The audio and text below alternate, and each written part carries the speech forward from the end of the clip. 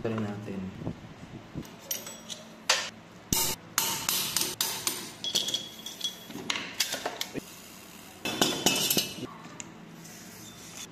Ang tornilyo. Ayan.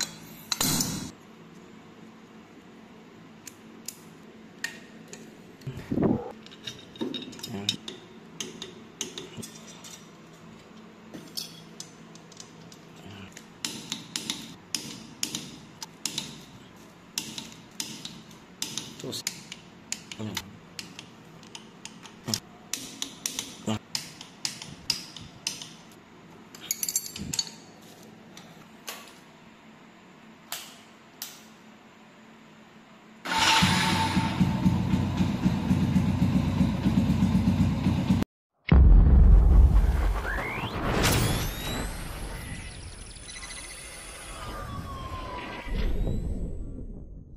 What's up mga tol? For today's video ay i-refresh natin to si Max, no, yung kauna-unang motor natin, SYM 110. Kasi mga tol, ito na yung kanyang odo. Ayan. So 41,700. Partida pa niya nasira yung gearbox ng yung speedometer ng mga kalahating taon. Siguro mga nasa na yan, 42,000 or 43,000 ganun. I-refresh na natin siya kasi medyo nararamdaman ko na nga sa kanya na iba na yung takbo niya. Medyo lumalata na siya kapag ka nasa high speed. Yun lang yung mga nararamdaman ko kasi talagang refresh na yung makina na ito ni Max. So ngayon ko siya gagawin. And then yun, simulan na natin. Let's go. So yun mga tol, tinanggal ko na yung pairing. So hindi naman importante yun kaya hindi ko na pinakita. So dito na agad tayo sa main content natin kung paano magbaklas nito. Siyempre ito babaklasin natin eh. Siyempre tatanggalin nyo muna yung mga sagabal gaya nito. Kapag merong oil cooler, tanggalin nyo yan. Tanggalin nyo yung carb, ito, basta lahat ng mga sagabal.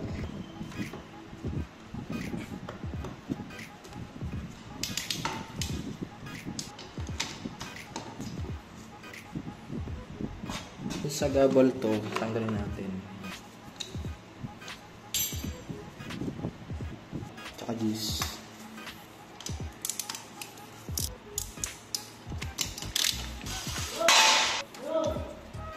Huwagin mga bago nyo tanggalin tong timing chain. Tanggalin nyo to. Ito. 14 pala to. Tanggalin nyo to. Spring, tsaka yan. Spring, tsaka itong rod. Ito. Ayan. Ito yung tensioner natin.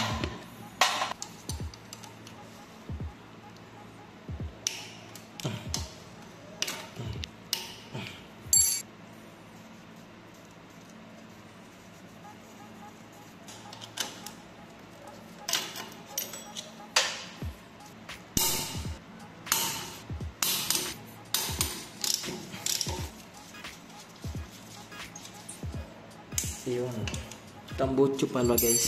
Kalimutan ko. Sorry na.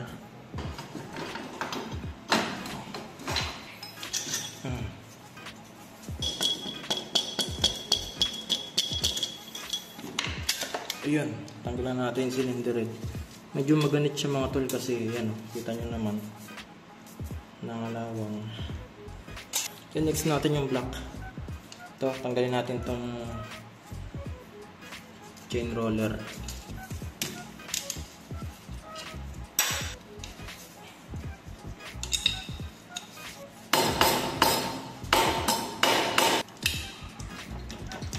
Kapag ganito mga tol, matigas na siya hugutin, ibig sabihin, nagsisimula na mag-build up yung kalawang dito. Ayan o, nakikita nyo ba yan? Ito kasi mga tol, itong part na to, itong nag-iisang stud na to, napapasukan niya ng tubig dito sa ilalim. May butas to eh. Kaya pansin nyo, siya lang yung nangangalawang. Hindi yung iba hindi. Hindi katagalan pag siguro pang hindi ko pa tumabuksan ng mga 2 taon. Kakapit na yan. Ayan o. Kaya matigas na siyang hugutin. Ayan.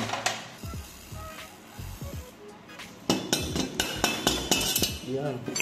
Bunti ka na talaga o. Ayan o. Diba? Kalawang o. Ayan o. Ang nag-iisang to. Ayan. Ayan. Pag tumagal pa to siguro mga 2 taon, wala na yan. Hindi na matatanggal tong block. Ito. Makapit na yan. Baka putulin na lang natin yan.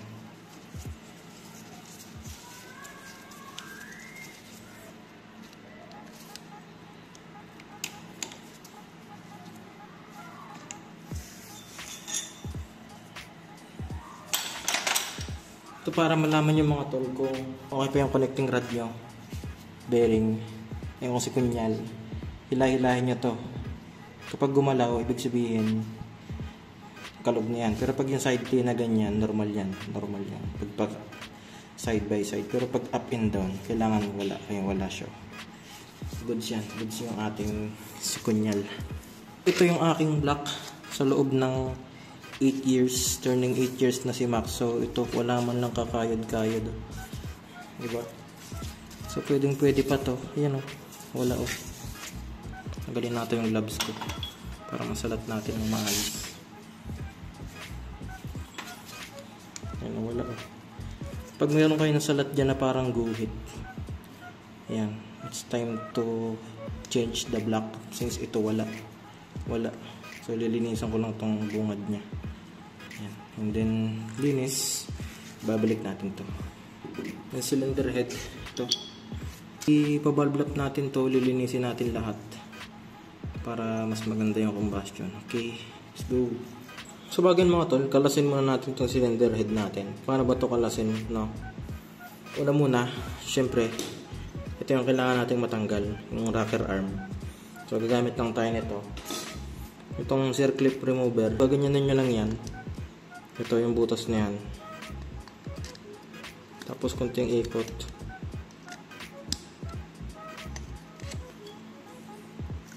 Yan. Then ganun din sa kabila. Ito, iba ginagamitan pa to ng tornilyo. Yan o, kasi may thread yan eh. So, tornilyo na 12 tapos hihilahin ako, ganun ang ginagawa ko. Hindi matatanggal na to. Rocker arm. Yan.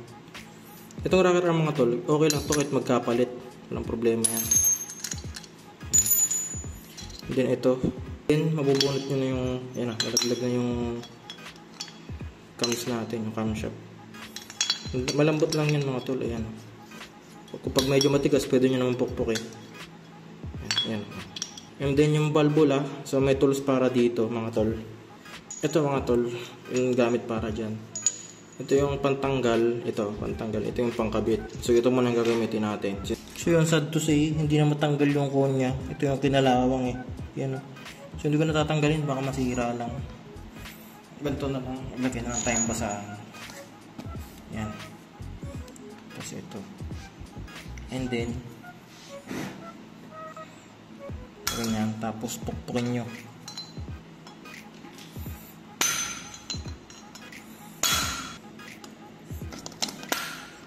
Yan. Ganun yun lang, didiinan. Pwede nyo tipukpukin, pwede nyo diinan. Yan. Lock. Pwede nyo sunod.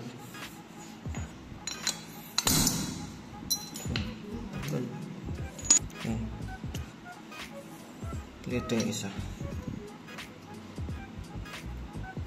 Yan. Valve lock.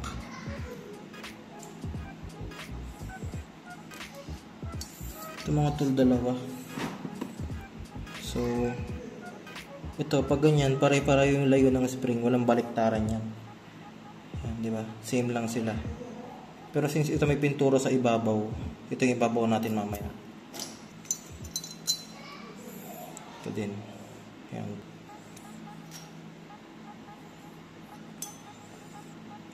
Gamitan nyo lang siya ng long nose. Tapos silahin nyo lang pag ganito. Tanggal na yan. Palitin na rin natin yan. And then may ano pa to.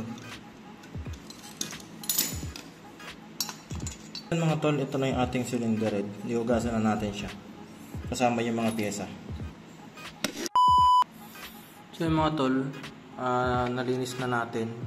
At tanggalan natin yung dating base gasket. Kailangan mong maglaan ng effort para matanggal yan. Kaya ano, wala na yan. Nalinis na rin natin lahat ng pyesa.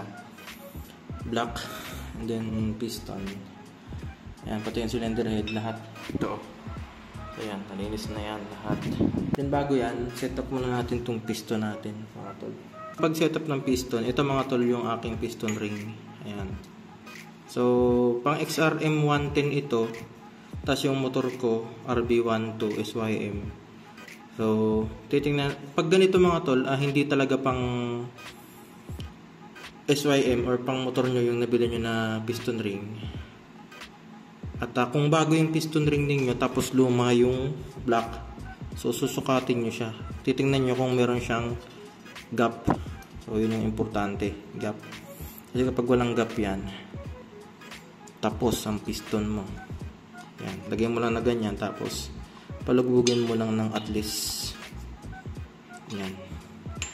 Tapos tingnan mo yan, ayan o, yung dugtungan ng, ayan. So may gap siya. Sukatin natin sa feeler gauge. Usually yung gap na yan is 0.5. Tingnan natin kung anong gap niya. Kunin natin yung 0.5. Ito, 0.5.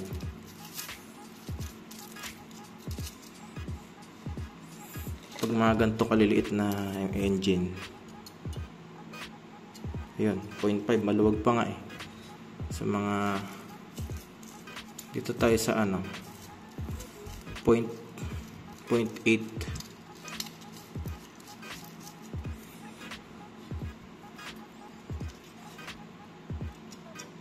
Ayun, 0.8, sakto siya. Yan. So, kailangan may gap yan mga tol. Meron namang nakalagay sa manual ng motor nyo kung ano yung dapat gap ng piston ring. So, alam ko sa mga ganitong motor is 0.05 to 0.1. So, pasok pa naman yung 0.8. So, tanggalin na natin. So, kanina hindi ko na pinakita yung proseso ng paglilinis ko ng piston. Pero kapag naglilinis ako, kinukuha ko yung lumang piston ring, tapos ginaganyan ko yun. Yan, ginaganyan ko yan. Kasi meron yung mga naiiwan yan, may mga bakat pa nga eh. May mga naiiwan yan, so kailangan mo siyang ganyanin para mawala. Yan, may mga bakat pa, pero bakat na lang yan. So, ganito ginagawa namin paglilinis ng piston, pati sa mga truck. Yan. Ganyan lang. Hindi ko na pinakita kanina kasi sobrang haba na ng video. So, set up natin tong piston ring. Unahin natin tong ito. Ayan. So, ang pag setup niyan, kailangan nakaganyan. Yung dalawang dugtungan niya, nakataas na ganun. Ayan o. Unahin natin to. Then, lagay natin to dito sa pinakababa. Saan na yun? Wala. Ito. Dito siya. Ito kasi pag ganyan yan eh, piston. Dito ko siya nilagay. Yan mga tol. And then next natin yung ring. Yung ring, piston ring rail. Yan. Ito walang baliktaran to. So lagyan natin dun sa baba. Iiwasan natin yung dugtungan. Ito yung dugtungan niya. So lagyan natin siya dito.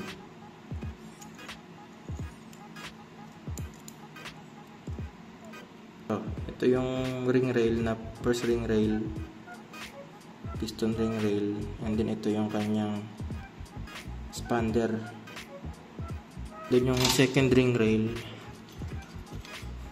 ito yung manipis. Doon naman sa taas, dito naman siya, dito ko siya nilalagay, dito.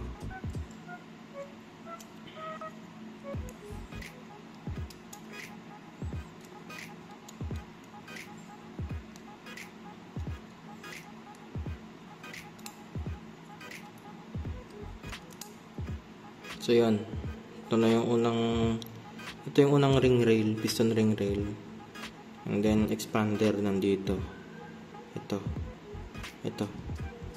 tapos yung second ring rail nandito, and then next natin yung second ring dito natin ilalagay, dito.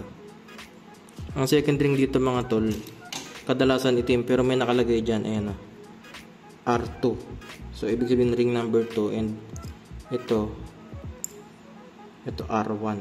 Ayan. Okay, kung makikita nyo. May nakalagay naman dyan kung alin yung second tsaka first. So, ito yung second natin.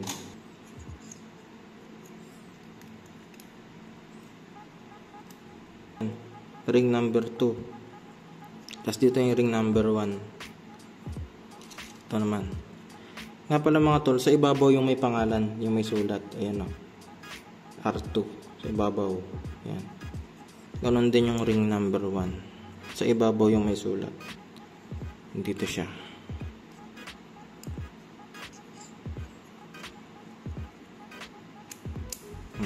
Yun lang. Ganyan lang mga tol. Okay, ring 1, ring number 1, number 2, tapos first ring rail, expander, and then second ring rail, yung expander umurong. Ganun lang mag-setup ng piston ring. Kapag maglalagay ka ng piston, usually may nakalagay na tuldok. Yung tuldok, pag may nakita kang tuldok, tas or arrow na ganun, sa baba yun, dito. And may nakalagay naman minsan na intake, matic na yun sa taas. Pag hindi kayo sure, sukatin nyo yung dito, yung lagay nyo yung piston pin, tapos kailangan mas malaki yung exhaust, ganun, kaysa sa intake. Malagyan mo natin langis to. Siyempre yung piston pin, kailangan may langis din. Pag nag-assemble kayo mga tol, huwag yung kakalimutan yung langis.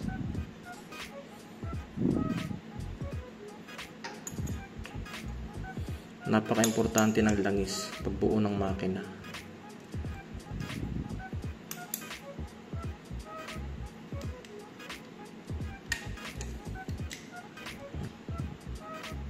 Piston pin lock. So ganito lang maglagay. Maraming nahihirapan maglagay ng piston pin lock, pero basic lang yan. Ganyan lang, and then kahit saan kayo magsimula dyan, basta yan, ganyan lang. Tapos tulak nyo ng konti, tutunog yan. Yun. Yun lang siya. Tapos ikutin nyo. Kailangan iikot. Yan, umikot. Ibig sabihin, okay na yan. So, next natin yung block. Ayan. Siyempre, kailangan malinis din to. Then, langis everywhere. Then, pag nalangisan nyo to, langis pa din dito sa piston. Ayan. Ito yung gagamitin nating gasket. Makoto. Ayan. Na-order ko to sa mismong SYM. Ito hindi ko na to nilalagyan ng pandikit. Kasi kapag kadumikit yung block dito, ang hirap tanggalin. Ayan. Then huwag niyong kakalimutan yung konya. Yung konya na ito, dalawa. Ito, tsaka ito. So, ito hindi ko na natanggal kasi yun nga, kinain ng kalawang eh. Ayan, may langis na yan. Ganyan lang. Tapos kunin nyo yung kadena, pasok nyo yung piston,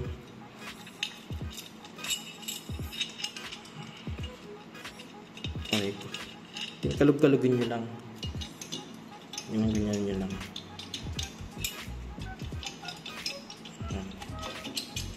Kalug-kalugin yung piston, kalugin yung piston. Yan. So, pumasok na. Tulak lang. So, make sure tuyo ito. Ang base. Yan. Since ito kasi matigas kanina nung hinugot ko. Gawa ng kalawang. So, kailangan ko siya pukpukin para lang lumapat.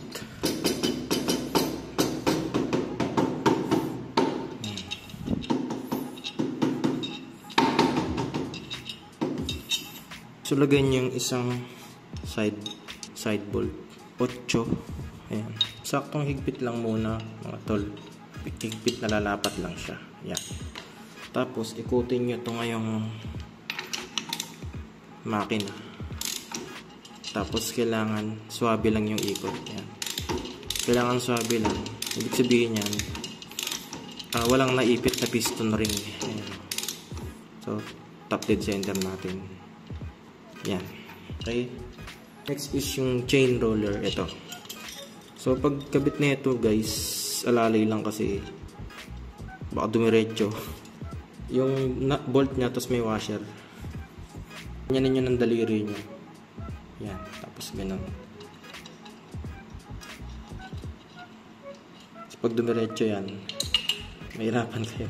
Hugutin nyo ulit yung bolt. Ay, yung block. Yan. Ganyan lang. Then, ito guys, kung may torque wrench kayo, higpitan nyo lang to ng 13 Newton meter. Yan.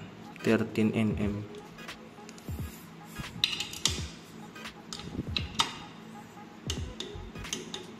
Yan. Pwede na yan. Ito, hindi matutorque wrench to kaya kailangan tansyameter lang. Yan, tansyameter. So yung mga tol, i-set up na natin tong cylinder head natin. Ito na siya. Yan, para hindi ko matanggal to. Konya, parehas. Ayoko nang pilitin kasi baka masira. Yan. Nagasan na natin yan. Na-valve lap na rin natin. Ayan. So, ito yung valvula natin. Yan. Na-valve lap na natin yan. Parehas. Intake and exhaust. So, hindi ko na pinakita kasi masyadong mahaba kapag ano. Ito na, buuin na natin mga tol. Ito na. Then, una nating lalagay syempre yung yung huli nating tinanggal. So, pag nagbubuo ng cylinder head, okay, kailangan unahin mo yung huli mong tinanggal. So, ito yung andito mga tol, yung valve spring seat nandito sa loob. Dalawa yan, kabilaan. Yan. Ito itong isa. Andun. Yan. Ito yan dyan. Yan. Ito. Next is valve seal. So ito yung bago nating valve seal. Ayan. Spray nyo lang ito ng konti. Ayan. Tapos yung ito. Ito lang. Yun lang. Yung isa.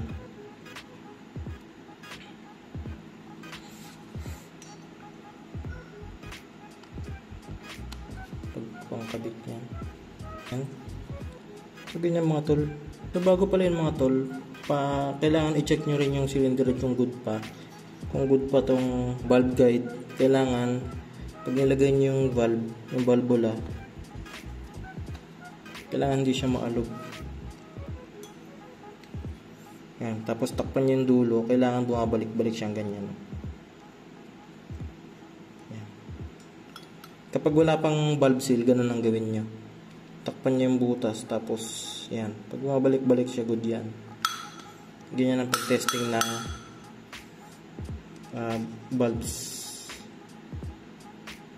valve guide.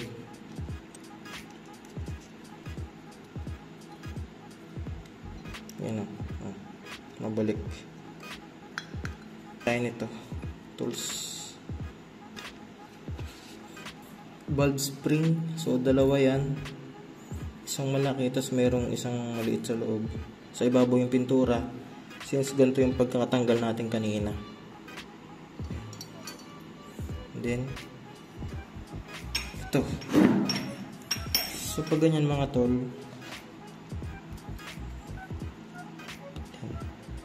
yan. And then, ganyan lang. Tapos, ito naman yung gagamitin nyo. Tutok nyo lang siyang ganito. Tapos, didiinan nyo. Tutunog yan pagka pumasok na. Yan. Tumunog, diba? Tapos, palo konti.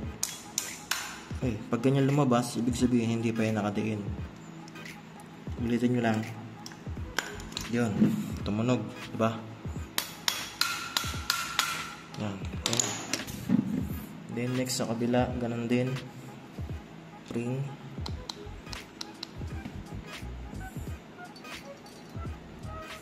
Samahin nyo na yan.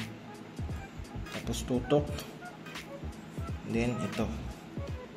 Tulak, tutunog. Yan. Then pupok.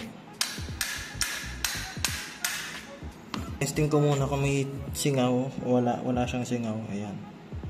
So, binusa ko ng gasolina para sigurado tayo. And then, next naman mga tol, tanggalin na natin to. Ito na, yung cams. So, ito naman, pag check na ito, kailangan pre-wheel siya. Yan. Hindi siya humihinto. At syempre, hindi siya maingay. Yan. Pati kabila. Kailangan pre-wheel. Then, kabit natin. Langis. Langis. Importante ang langis. Then, ito. Paglagay nyo na ito mga tol, kusa namang ano yan eh. Puposisyon yan eh. Yan o. Bababa ng kusa ito. Yung ating mga cam lobe. Yan. Bababa ng kusa yan. Kailangan nakaganyan yan. And then, ito. Yan. Yung posisyon niya kanina is nakaganyan. Rocker arm. Kahit saan muna mauna. Sabi ko kanina okay lang magkapalit. So, unahin natin ito. Then, paglagay nitong rocker arm pin, sa labas yung may thread. So, may thread to. Ayan. Ito wala. No? So, sa labas yung may thread. Tapos, lagyan nyo ng langis. Then, dito lang sa butas kanina. Ayan. Swabe naman yan. Hindi naman yung mahirap ipasok. Tulak nyo lang ng screw para bumaon. Yan. Yan na. Next naman yung kabila. Rocker arm na isa. So, langis. Hindi ko pala nalagyan to kanina. Yan. Langis dito. Saksak. Yan. And then, pin. Langis. Sa labas yung thread. Yan.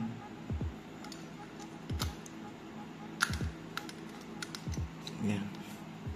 Tulak ng screw. Yan. Ganun lang. Yan ang cylinder head natin.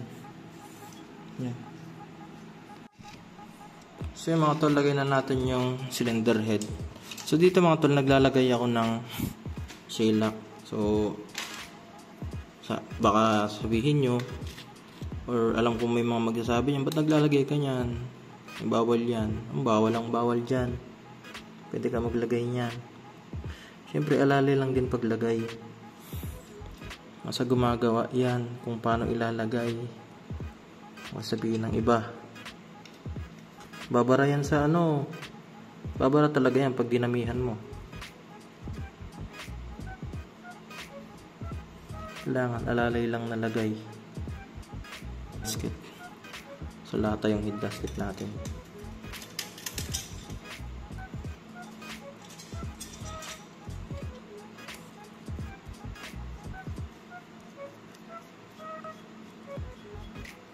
Pero kayo pag nagkabit kayo baka makalimutan nyo. Ayan lang.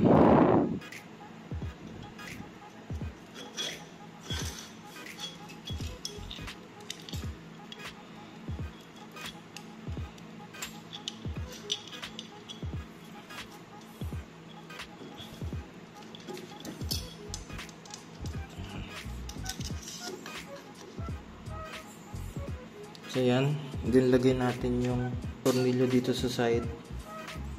Ito. 8 yan.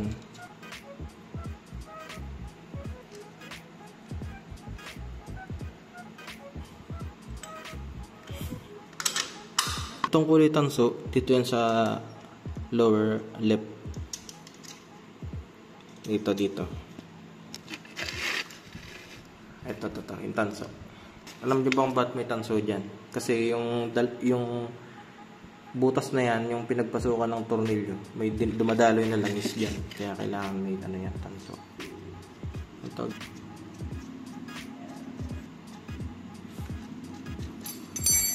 Gis yan mga tol. Gis. And then i-torque nyo lang siya ng 17.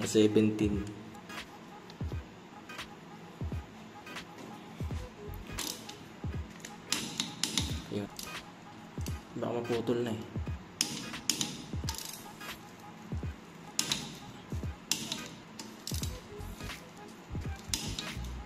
So 17 Newton meter. 11 Newton meter para dito sa side bolt na to.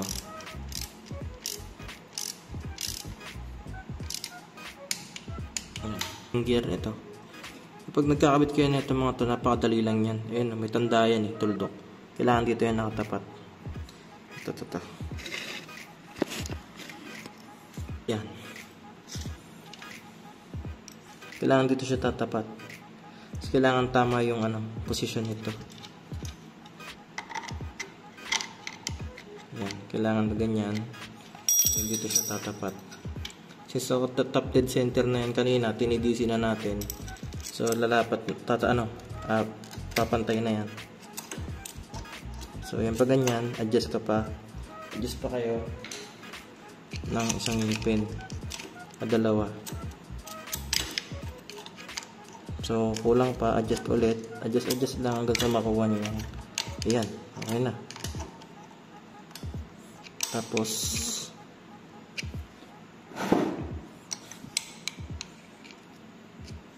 kulang pa, ay sobra isang ngipin. Basta tayo yan, sakto na yan. 8 na tornilyo. Torque lang natin to ng 9 lang.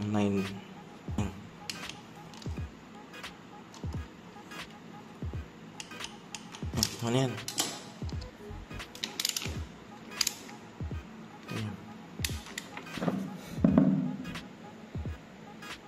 Yan. So yun mga tol, yan na yung timing niya.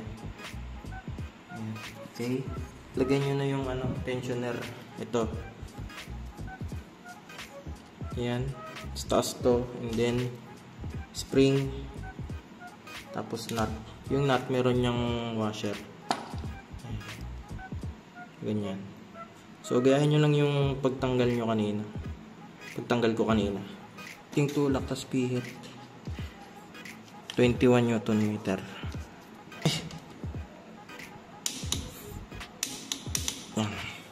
Ito, sabay natin to sa kabila.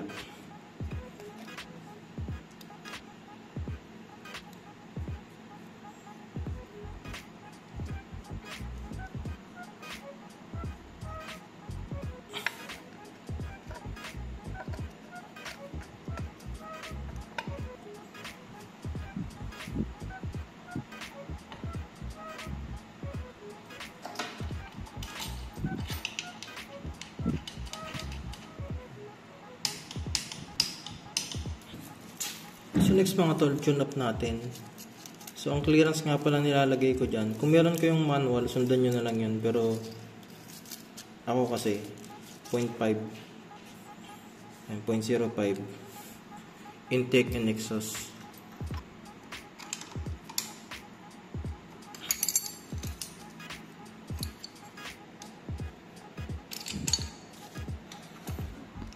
So okay na yung ating tune up.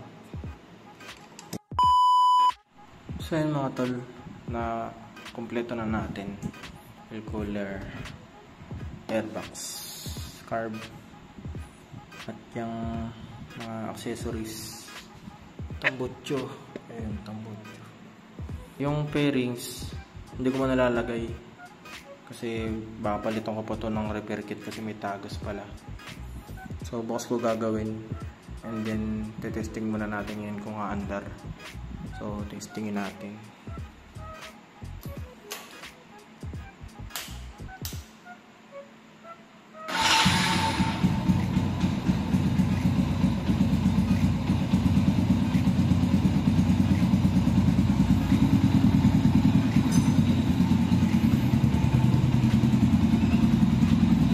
Taas ng minor.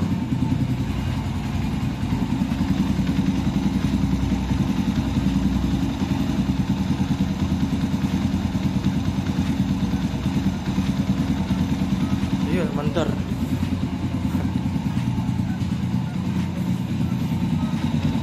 So yun mga tol, mandar naman siya. Start natin.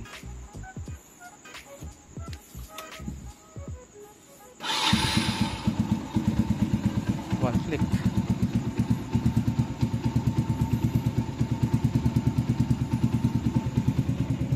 Gulo.